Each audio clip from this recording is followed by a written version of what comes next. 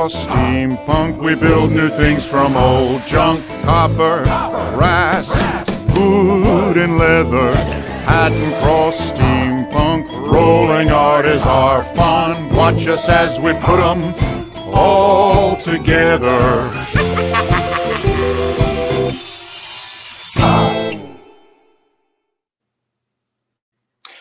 Hey everybody, this is Dave Lee of Hatton Cross Steampunk, and this is part 3 of our 4-part series talking about all of the good stuff that's going to happen at Atlanta Steampunk Expo in...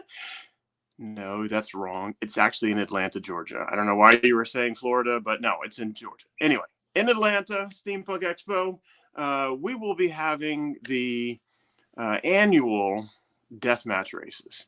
Now you're probably asking yourself, why deathmatch races? Well, hey, as long as you're not the one that dies, what do you care? You're going to be entertained. What we're going to have is a series of events to test our pilots' ingenuity and building skills, their ability to fly their spaceships and not kill the cones. That is one of the rules. I think that might be the first rule. I'm not 100%. But and then we're going to award the winner. Last year's winner never got the actual belt, but you know, he cheated anyway. So this year, the winner probably isn't going to get a belt either, but we'll get a big pat on the back. The whole point of the series is not to listen to me ramble on and attempt to be funny. The whole point of this is to show you where we're at with our builds, kind of what we got left to do. Part 1 was Mike Parodi and his of Master Creations and Hatton Cross Steampunk and his flying saucer.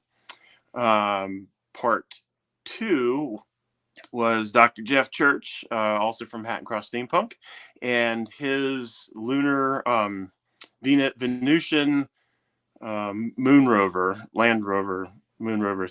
It's epic.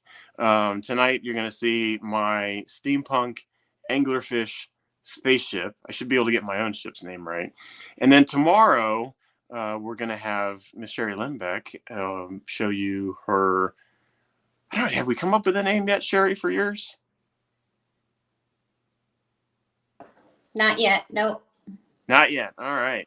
Mm-mm. Well, hey, and did Dr. made it after... Hey, Jeff. Hey, Jeff. I canceled a meeting and ran home. You guys were more important anyway. Of course we are. Just wanted to have a dramatic entrance. Ah, Thank God you're here. I didn't want to wear the beard. Yeah. Well, look at him. He's already... So... Before I get started, I want to do a couple shouts out there. That the song you just heard was from our good friends, the Eternal Frontier. They made that song as a surprise. They gave it to us, and I was just tickled pink that Hatton Cross Steampunk would have a theme song, and so really stoked about that. Thanks again, John and the Baron, for that. We definitely appreciate it and use it every time I can. So. Also, I would like to say to John there, who is, not paying attention at all. Oh, there he is. Welcome back to the land of good health. So glad you're doing good and doing better.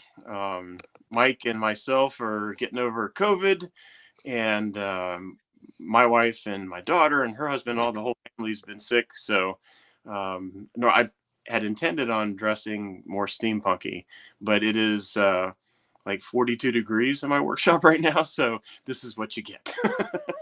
Not to say that wearing steampunk clothes isn't incredibly warm, because normally I'm sweating at a con. But yeah, so throughout this, we're going to tell you to make sure you get your tickets for the Atlanta Steam Expo.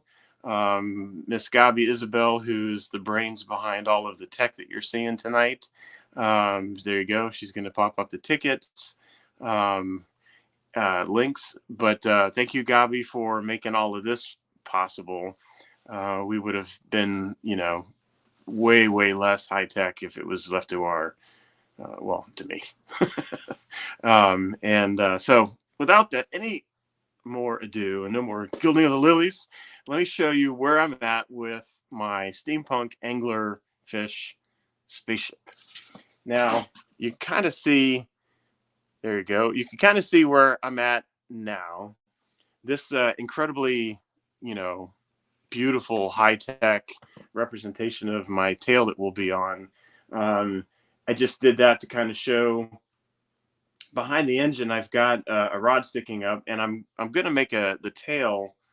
I've been going back and forth on what I want to do. So the one plan is to make it so that it is stationary and has the ribs that are kind of painted like that, and then have a silk veil attached to it. And so that will, it doesn't even take much wind to make that kind of fluff and floral. The other thing is to make it move where it goes like this. And that involves basically a rod coming down and two rods going this way to a pedal where I would move my feet like this while I'm driving it. And that would make the tail move. That was an idea that I got from Art and Wendy Milliken. I do like that idea better. But I don't know if I'm going to get around to it by then. Now, if you're looking at this wondering, where did you start from? And I'll tell you, it started with a vehicle that Mike and I built with some help from my wife, and I think his wife helped, and his Sherri helped, and a bunch of other folks. But that vehicle is a video you can see right here. If Gabi, you could play that for us. Drum roll.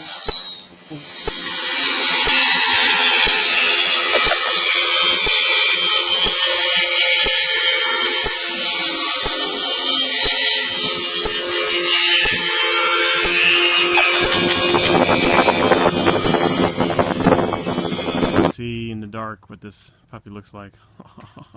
Yes. All right, hold still.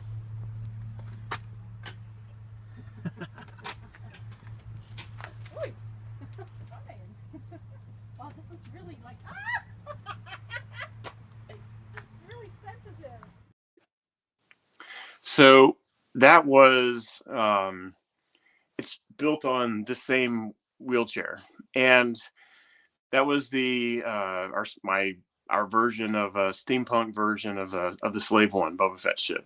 And we built that for Wild West Con out in Tucson, Arizona. And it was a blast driving that through the streets of Old Tucson Studios. And it was just a really cool ship to take around. Last year, I modified it to be a passenger vehicle. So this whole seat setup that's here in the back, I actually added last year. And then because I wanted to, like Mike and I have been talking about this for a long time, about how we love going to a steampunk convention and driving the vehicles around, because there's not a lot of, inner 5-year-old moments that are similar to that. And so we were like, all right, we have to work on some passenger vehicles. And so the Slave One became, last year's theme was Atlantis. So it was an underwater submersible vehicle. And so we debuted that at Atlanta last year. And then this year I was looking at it going, excuse me, I wanted to have the same experience for you, the convention goer. So, by the way, if you go to Atlanta Steam Expo this year, you will be able to get a ride in this vehicle, and you sit nice and comfortable up front in a seat that is super comfortable and luxurious and upholstered by Mr. Mike Parodi there, and get chauffeured around by me, who is kind of going to have to mountain climb, rock climb, drop down into it. I may have to do a ceiling, or like a Dukes of Hazzards, jump over and get into it. But because I didn't quite plan that too well. Another cool thing about this is that these big silver pieces you see here, these aluminum pieces, these were actually given to me by the Nautilus Museum in Norfolk, Virginia. And at the time, they were like, "Hey, do you want these pieces?" And Mike is my witness. I said, "No, I don't know what I'm going to do with those. They're too big. I don't know how where I'm going to put them." And I hemmed and hawed. And Mike was like, "Are you stupid? Put those in the trailer." So Mike Right. put one in his trailer, and I put one in mine because they're 8 feet long, and they're, even though they're aluminum, it's solid aluminum. I mean, they're a little bit of a beast. And so when I had them sitting there, I always kind of would look at the curves, and I would think, oh, like a chair that's suspended in it, would be kind of cool. I thought maybe putting the wheelchair out front to kind of steer it and just have axle back here. There's a lot of different ideas that went through my head. And then when I was looking at the Slave One, I was like, I really need to build within the limits of my garage. As you can see, it's a mess. But yeah, here's some pictures of Atlanta last year in the vehicle, and you can see the vehicle is like listing to one side, and it had been from Virginia to Tucson, Arizona twice. It had been to all the way up to Detroit, to Atlanta. It had been to quite a few conventions, Pennsylvania. and it had been repaired. Yeah, Cincy had been repaired multiple times, and it was just kind of getting to that point where it wasn't going to have much of a life. And every time that John Strangeway would sit in it, something else would break, and I'd have to fix that. And so, John, if hopefully you'll get to see him at Atlanta this year. He is kind of a natural disaster for us vehicle builders. So I'm going to encourage him to go get on Mike's ship. I doubt that he can climb up into my ship and get into the seat, because He's not a natural disaster. He's a very talented project tester. he's a beta tester par excellence. That's what Exactly. Yeah. Quality control, master general. Yeah, there we go. Hey, Dave, maybe we should add that to this year's race, that it has John has to drive it once around the parking lot before each person can race as a tester to make sure. That is a good idea, because I mean, that's a terrible idea. What are you talking about? That'll kill the deathmatch races before they start. Before they even start. That's a terrible idea. Only the strong survive. Oh. All Okay, right. so when your battery runs out because he takes it for a jaunt. That's what the second battery's for. So if we're gonna do a only the strong survive kind of a thing there, like stuff, then perhaps if Strangeway takes each one of our vehicles for a circle lap, then he'll have to award one of us the Darwin Award, because we'll have survived and allowed to evolve. That's an idea. Another badge that you won't get if you. But yeah. And the rest of us are going to have our glitter glue and our crayons on the floor, and we're not going to have anything to race. Only Jeff with his, John Strangeway broke my toy. with his army tank, that's built to failure and tested to failure twice, is going to pass the John Strangeway test.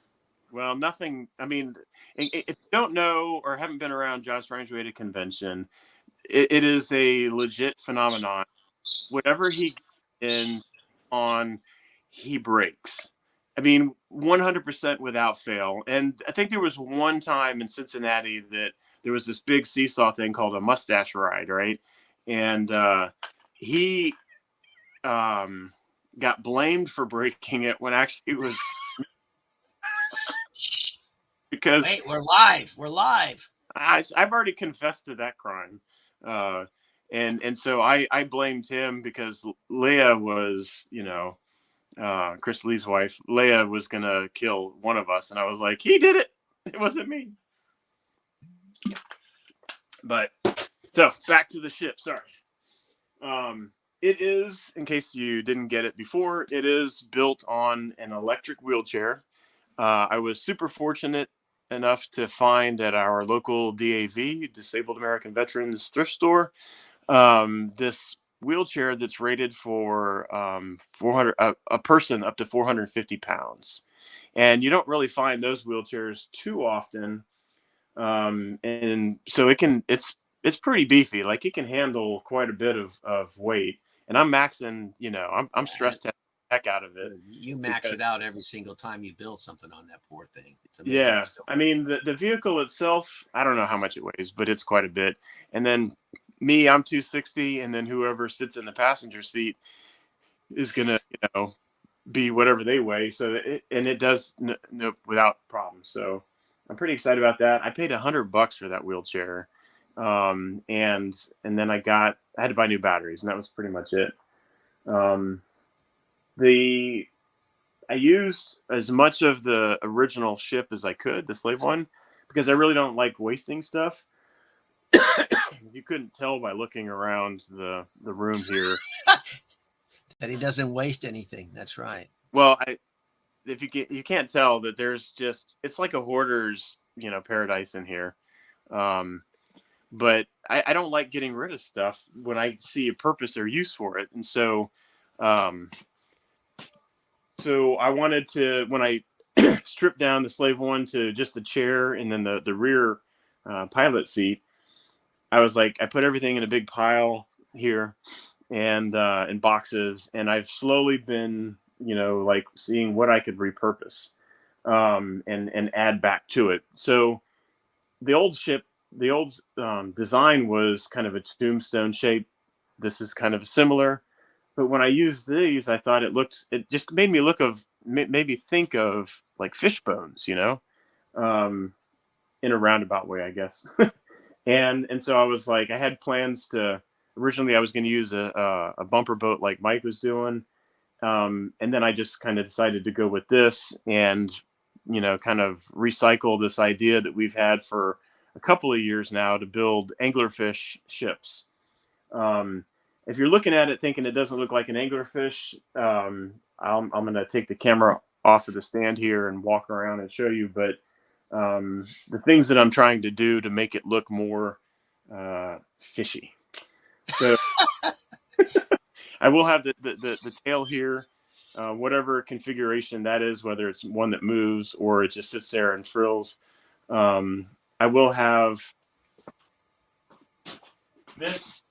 This is just going through right now, but I'm going to use this copper pipe, and at the end of it, there's I have to make it, but there is I'm going to make it out of brass bracing rods, a basket basically that holds a plastic globe, and the globe is I hope pretty bright. It's battery powered, and what lights up looks like a solar system. And so I got really excited about that because I thought, anglerfish has to have the light in front to, lure its prey in, and then the big teeth snap it up. But I thought it'd be kind of cool to have it as part of like the story for the ship too. So since it looks like a solar system, it's actually going to be the GPS for the spaceship. Navigation system. Yeah, the GPS navigation system for it.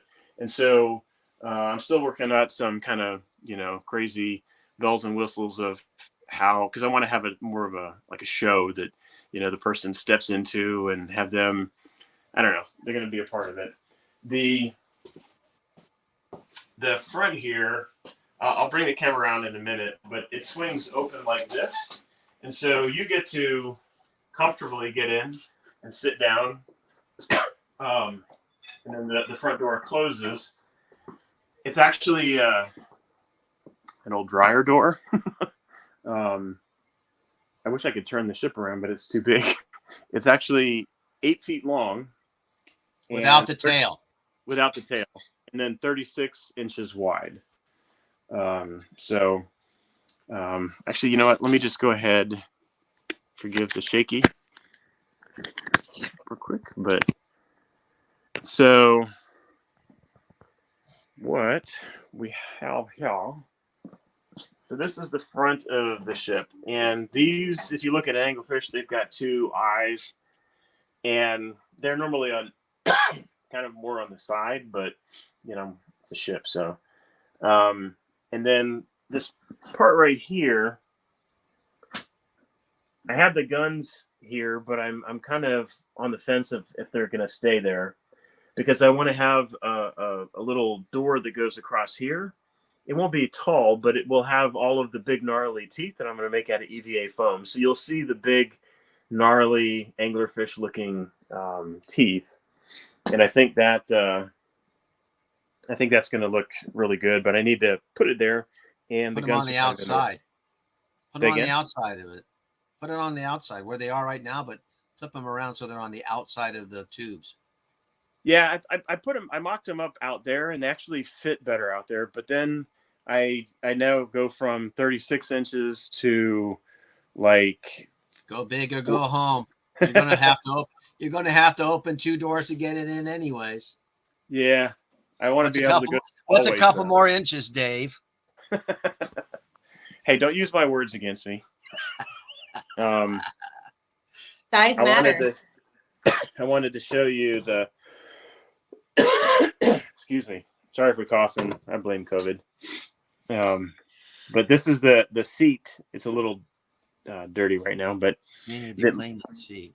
that Mike made. There's about right here. There's a stain that I have to clean up. I don't know if it'll ever come out, but that's a story for another time. Strange way. I do probably, right? Hey, Mike, that'd be a great workshop to do, is how to do that pleated style. How to do upholstery. diamond tuck. Yeah. Oh. I'd go to it. Let me see if I can change the camera around. Camera. Okay. All right, so this will make it a little easier. So this is that's my where the gold goes to. Yeah, so this is my incredibly difficult cockpit to climb into, but once I'm in, I'm able to navigate pretty well.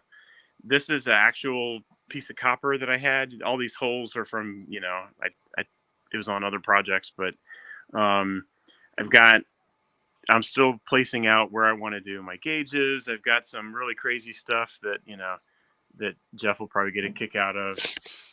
This is a part of a coffee machine that I had, amp meter. This is my actual amplifier, and this was in the Slave One before it did, for sound effects. And then I've got, I'm gonna run all my wiring, try to make it nice and clean as possible, and my speakers are down here on the bottom. And it is a loud. I mean, it's only 125 watts, which doesn't sound like a lot, but actually, it's a pretty decent sound system. This is my antenna for receiving communications, whether I'm doing interstellar travel or local, and it just looks like an old camera flash, but it's not. It's an actual antenna. I don't know why I need lubricating oil gauge, but I felt like I needed it. Sometimes you just need lubrication. And you need to know how much you have. It's true, and Good you don't call. want to have too much lubrication, right? Or not enough. Anyway, No such thing. this I found at our thrift shop years ago. It's been sitting in a box, and I just recently added a bunch of lights in here, and I found a whole bunch of stuff that I didn't know I had because it was always so dark. But I think it's from a Buzz Lightyear game, and if it is, then it's probably going to have to go to Mike's ship. But if it's not, then it's going to stay there. Of course, my controller. This is the controller for the wheelchair, and I took a flight simulator joystick and glued it on. And it works pretty good. This top piece right here, it actually has pins that I can take out and then drop this hinge down. And then this whole piece here lays down flat because In order to get this into my trailer, that's the max height. And so I was like, I really want this piece up here. So I just made it on a hinge, and now I can get it in and out. And that's a lesson learned. Yeah. And so right now, this is a copper pipe, but I'm thinking it's too heavy. I may go with the PVC, but basically I'm going to use a setup like this on the front here, so that this can stick out and hold my globe, my anglerfish lure / navigation system. And so I don't know if that's going to stay copper, but I will run power through the tube so that I can keep it plugged in and run it off of the much larger battery. It's going to do all my electronics. This is going to get painted. I still have to make a latch so that it closes up here and is sturdy. I'm trying to figure out, I've got a piece that goes up here. Sorry for the shaky cam, but this piece right here goes in. Oh, that's cool. And this was what was on the inside of the Slave 1, minus the dryer door. And all of this stuff lights up like crazy. I mean, in the video that Gabi showed in the beginning, you could see this had more electronics than a Christmas tree. And so is the passenger cabin going to be closed in? No. I thought about closing it up and all that, and really it's unnecessary weight. And I don't think it really achieves anything. When I put different materials here to see, like if I close this up and then I use these as actual portal windows, then what does it look like? And it kind of took away from the sleek fishbone kind of look. And so I decided to leave it open. I did add this. This is just a clear piece of Lexan. I added this in here because I needed something to attach all of my gauges and gadgets and gizmos and doodads and whirly birds and whatnots. I put this on last night, this gold vinyl. I like it and I don't. I kind of like the visibility of seeing through, to help navigate the treachery of convention hallways and foyers. This takes that away. So I may cut some of this back. I may take it off and, do more.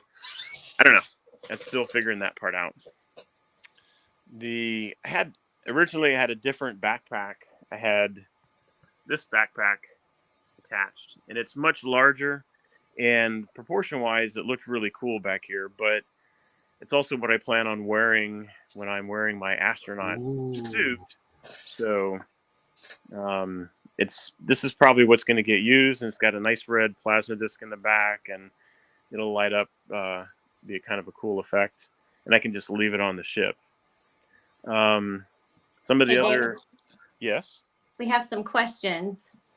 Okay. Are you open for some questions or comments real quick? Sure. All right. I'm just going to read them to you because they're bigger than what can run across our screen here. Let's see. Paige Gardner says the female anglerfish is the large one. The male fuses into her skin upon breeding. Forgive me if this was covered before I got here, but are you going to make a small male angler to be like an Easter egg in the build? You know what? Maybe that's me sitting on the back here. Maybe I'm the small male. I was about to say Dave is the small anglerfish. Yeah.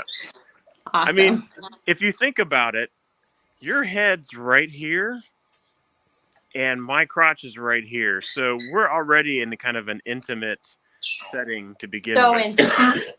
So yeah, intimate. I'm definitely I'm the smaller male anglerfish. And hi Paige, how are you? I did not know that, by the way, so that's good info. We have another question. Okay. By Diana Valdez. She says, fun fact about wheelchair controllers, joystick. The companies that sell them to people that need them have a programmer that can adjust all sorts of features, including max speed and acceleration deltas. Not saying this to allow anyone to have an edge on the game, though. Wink. Wow. Now, hold on a second, Diana. Do you know how to do this? Because Exactly. That's the next question. I remember Do tell. I remember a story of when I first built this and competed against Art Milliken, he tried to cut the wires from the controller to the system and extend it. And I know that he brought it to you to fix, and it didn't go so well. But not really knowing you too well, but knowing you well enough, I figure you probably have figured that part out along with all the other stuff. So let me know if she comes back with, yes, I can do that, because then I need to make a drug deal, because I would like to have this have, more power, faster. Me first, Dave. Me first. That's cool. Along those lines, have any of you weighed your vehicles? What's the weight range on these? Oh, I It's haven't kind of weighed like mine. No idea. these are one of the things you just don't ask, Jeff. Don't ask. Sorry. It's like, does this wheelchair make me look fat? No, you don't ask that question. I weighed. Well, yours How might much do you kinda weigh? We don't know. Mine weighed in at 255. Yeah, that's Yeah, pretty. Keep that's adding pretty stuff to it. Keep adding stuff to it. More brass, more copper. You think I you don't got even about 100 weigh pounds on her? 255. It's pushing 200. You think so? I'd say it's pushing 200. I think it's 100 pounds on ours. Ours is just skinny. She's a skinny girl, but not a girl. I don't even know, what does the wheelchair base weigh? A lot. Yeah, I can pick it up. Batteries are pretty. Probably 90 pounds. So you're at 190. That's Oh yeah, well not so maybe 100 pounds of added weight is what I was thinking. yeah. So, and then when I sit on it, it's like Yeah, we're not talking about not people, much. just the Feather vehicle. Light. Come on. What do you weigh? 50 pounds. Tops. About that, yep. Soaking wet. Soaking wet. 50 pounds soaking wet. Yep. So this is funny, because now I'm just picturing. I'm just picturing, me as the small male fused into the female anglerfish. Well, you will be fused in there, that's for sure. You will be stuck in there. I want to see you boys get into your builds in a corset. This would be very interesting to me. You don't want to see us in a corset. I do, and I want to see you climb into your builds. No. Well, I do wear a big leather. I call it my morset. It's like a man corset. It's a big leather belt that helps, hold a lot of the weight for the backpack, but it also keeps the gut in a little bit. So my morset. I was going to show some of this cable. This is modern cable that has like a really nice braided cord, so it looks vintage. And nice. I'm going to try to run most of my cabling with that. I got that idea from Stephen Chapman, by the way. He is a plethora of amazing info. I've got these coat rack pieces that they're going to get. There's going to be a lot of more stuff bolted on. I like these little pieces here. Let me see if I can do this slow enough that you don't get sick, but I want to bolt some of these on almost so they, like here and then here, so they kind of have like a fish scale. I was thinking they look like fins where you have them. Yeah. They look like baby fins, or Yeah, like I don't know. I like the texture. For me, I like big builds, and I cannot lie, but no, for me, I like contrast. So if you couldn't tell that by looking at this, even if making it all one color would be really slick and beautiful, will contrast as much as I possibly can. And then a cool fact about these guns that are on here, this plastic piece right here is this is a half of the housing of a airbag set up for a car called a Carmen Fisca. And since Stephen Chapman is, guru about airbags, as was one of his things in his day job before he retired, he gave these two pieces to me, and I was like, oh my God, these are perfect. It was like the perfect diameter to run the coat rack stuff through and make guns.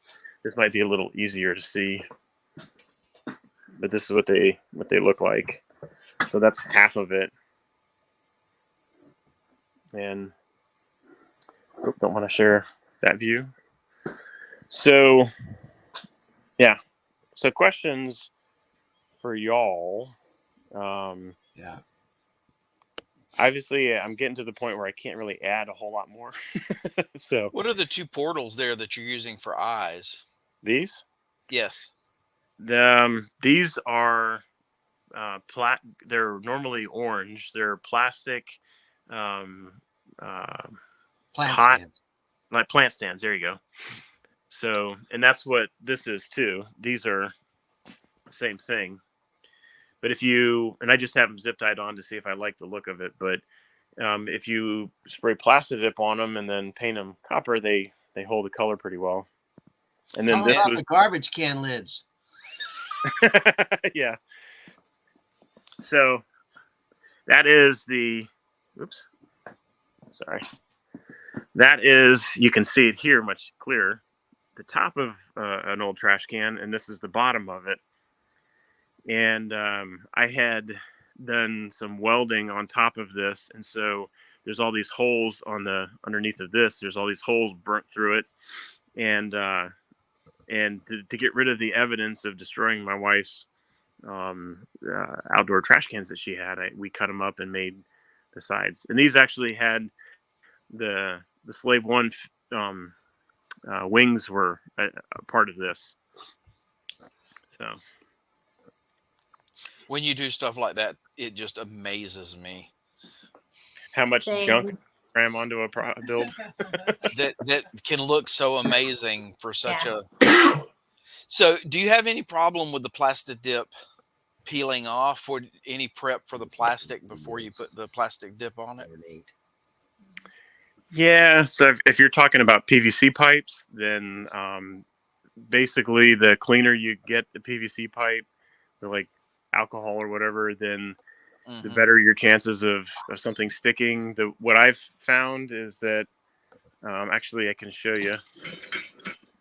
So this is a PVC pipe, and you can see on the bottom of it that I did Plasti Dip, and then I painted it with the Modern Masters copper paint, and it holds up pretty good, but it'll scratch off. It will scratch off, and it's not perfect. It's not going to stay perfect, so you'll have to do a lot of touch up. But for me, that adds a lot more character on the build of, like, it doesn't look like it just came off the spaceship showroom floor. It's been around the block. Everybody likes the Millennium Falcon, and it's by most everybody's account, an old turd, but everybody loves that ship. So For me, that's a hard thing to do. You like everything well, for shiny me, in your stuff? Yeah. So, but well, and that's why Dave's builds look cooler.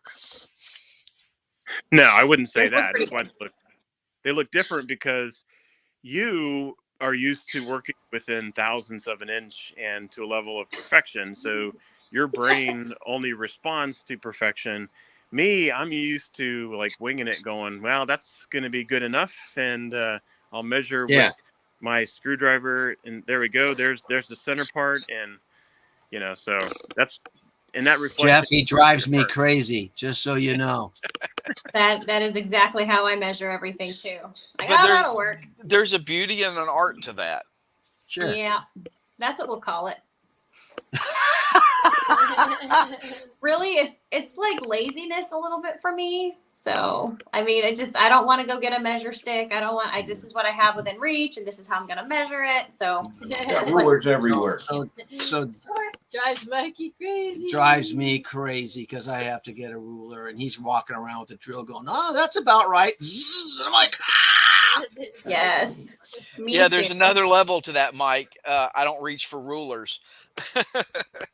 What do you reach Yeah. for? Micrometers and Micrometers. calipers. Yeah. God.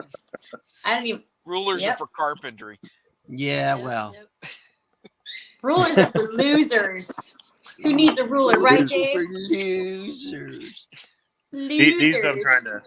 And there These he are has a three- ruler right there. He don't use it. Use. He don't He's use probably it. going to glue that to the side of the He's gonna plastic dip it and vehicle. color it. It's gonna be Yeah. accessories. I'm also gonna put these on the front of the ship, and I know that these are from an Army helicopter. Don't ask me how I got them.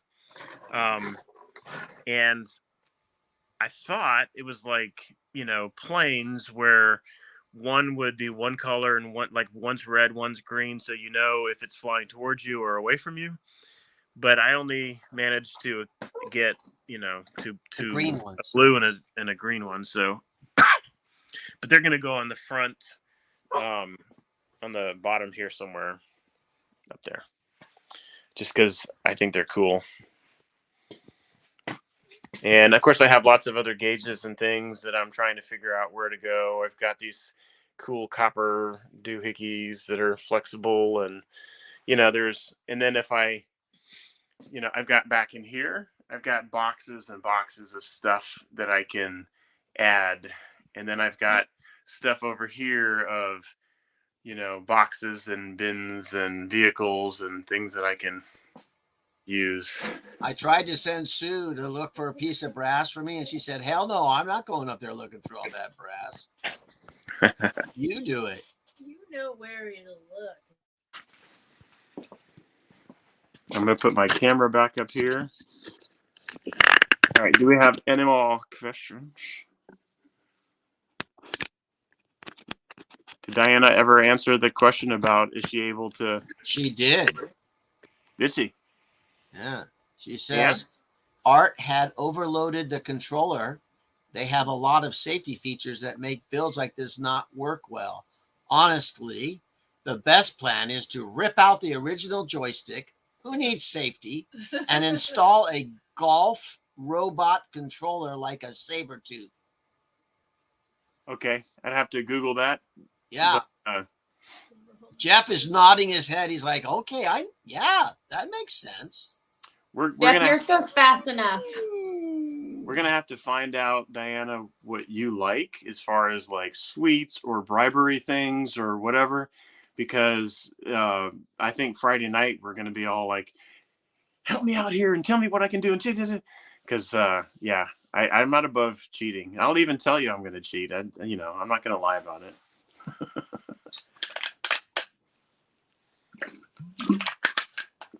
Oh my goodness.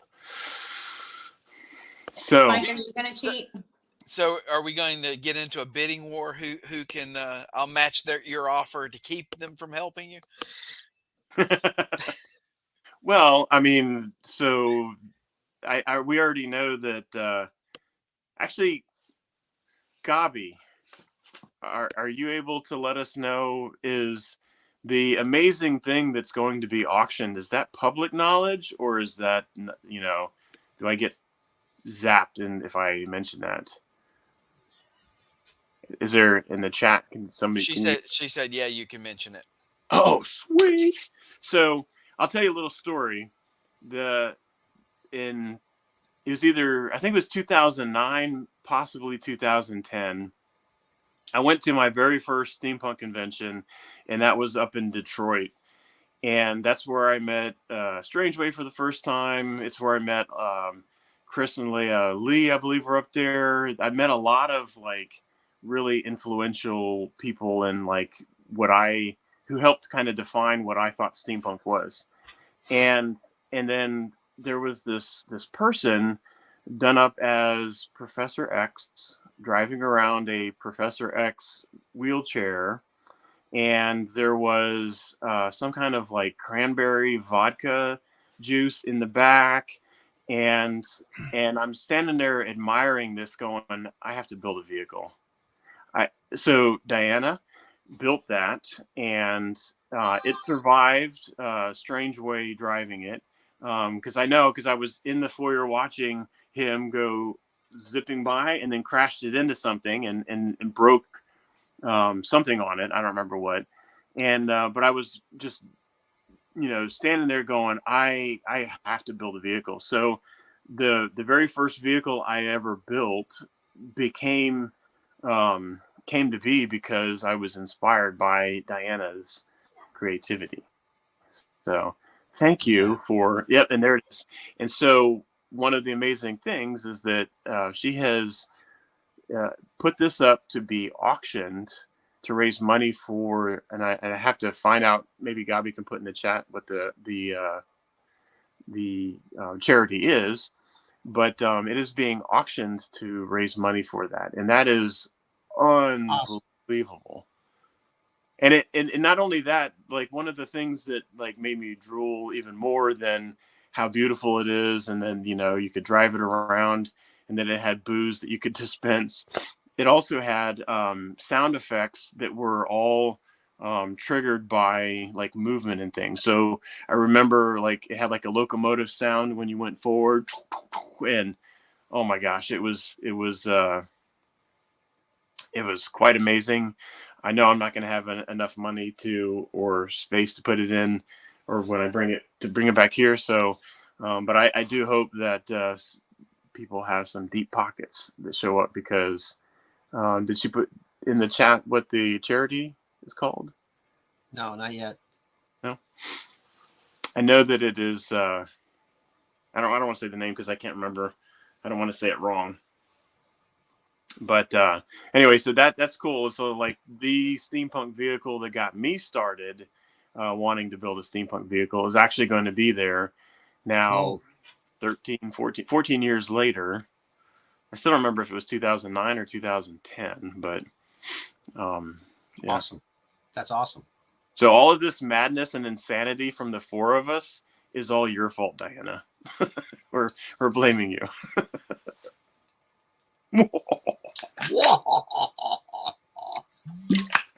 and Dave and I infected Jeff, so that's even better now. So yeah. Sherri showed up last year at Atlanta Steampunk Expo with the out of the blue, a amazing ambulance built by her and John right there. And I mean, I do recall saying something to the effect of, this might be my favorite steampunk vehicle. Look, it was so amazing that I was rendered unconscious, and she had to put me in the ambulance. So I was resuscitated back to life. It was amazing. It was. I had to do what I could do. But it was huge because you're laying down in it. I know it is a big hot mess express. It's too big. It's too big. Go big or go home. That's right. Yep, we did. We went big, and then we went home. You knocked it out of the park. It was great. Yeah. Well, nothing is ever going to be that again. Like it'll never be that again. But maybe not. You don't know that. I know better now. We know better. Yeah. Yeah. Yeah. Dave and I tell each other all the time, go big, go home. The more gaudy, the better it is. So. Well, we don't want to kill anybody with our builds, and that one's pretty close to danger. You could probably run them over and then put them in the back of the ambulance and resuscitate them. So it's absolutely self-serving vehicle. Yeah. Well, I just looked at the clock, and it is now 7:23. So that means that we are coming up on our time limit of 1 hour. So I would like to thank each one of my guests here, Dr. Jeff Church, Mike Parodi, Sherri and John Lehmbeck, and then myself, Dave Lee, and all of this being put together by the wonderful, lovely Gabi Isabel, who is some kind of awesome title from Atlanta Steampunk Expo. I don't know what it is, but it's like, it's got to be impressive because she's running all kinds of stuff. So make sure. Charity is SparkRJ. SparkRJ.org. Yeah, so check that out and read and educate yourself why it is important and then bring lots and lots of money so that you can outbid everybody else and get that amazing vehicle that started all of this insanity. Exactly. And Sherri does hers tomorrow night, correct? Yes. Yes. So, Yeah, So we'll do it tomorrow. everybody be in here for that. We will. yep. Okay. So let the professor take an example from the professor. If you have obligations, just neglect them. Get home and get Tell them online you're sick. so that we can all see what kind of awesome is being created by the hot mess. Just a big mess. That's all it is. Lots Yeah. of winging it. Lots And- of glue and hopes and dreams. Y'all saw my little, well, I don't know. Jeff said my corners are really amazing and tight. And yeah. I think can't wait to see it. I think if Sherri and Paige Gardner ever collaborated on a vehicle build, like we might actually stop time or some other kind of like phenomenon would happen, because you do have very similar if that happens, I want to invest in hot glue companies before that happens. So it's funny you said that though, Dave, because the first time I ever saw Paige do a panel, I was like, oh my God, she is my spirit animal. Like in 1,000 ways. Paige, if you're still watching, I have always admired your work. Okay, for like just the past 3 years when I first heard about you. But yeah, you were my spirit animal, the way you take all these little, doodads and bebops and you just steampunk them out and make this awesome stuff. And so, Dave, you are a huge inspiration, and so is Paige. Everyone's in awe of her.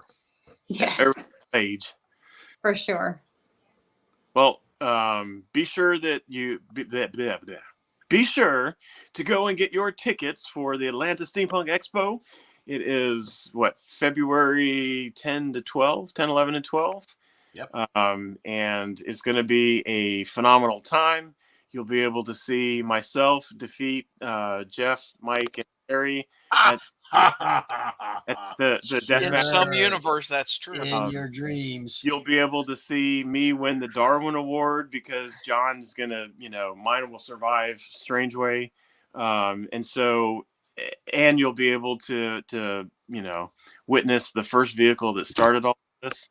So it's gonna be a pretty epic thing, and not to mention you've got amazing panelists like Brett King and Calamity Labs. You've got musical guests. Valentine Wolf are going to be there. There's going to be an absolute amazing amount of cool things to do. Paige and Diana are both giving panels that I've never been on one of Diana's panels before, but I'm looking forward to that because it's going to be like next level stuff.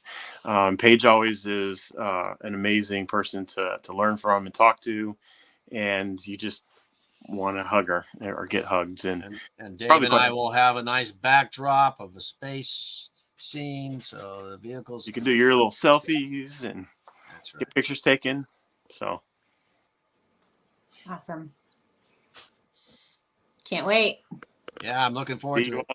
See y'all tomorrow night for Sherri's and John's event. Right. Yes. We got it. We'll be here. We'll be here.